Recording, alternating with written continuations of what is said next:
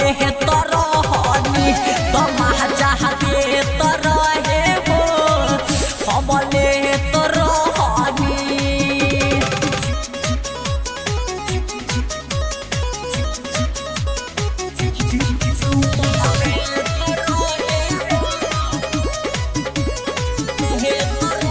Mix by MRS digital recording studio Balwant सागर।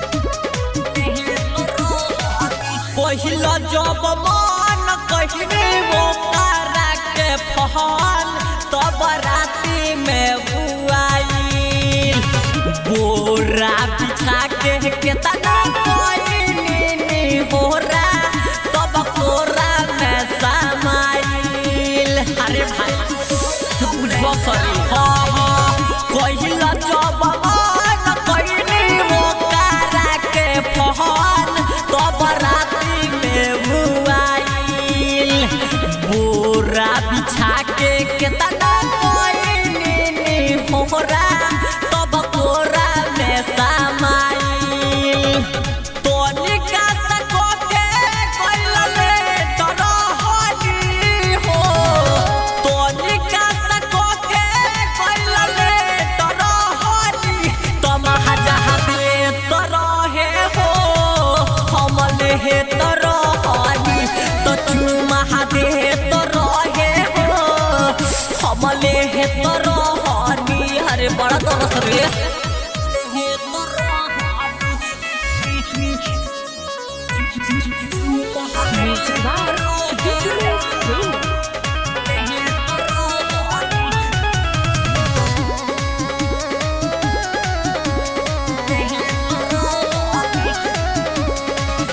मोहन नीतीश कवि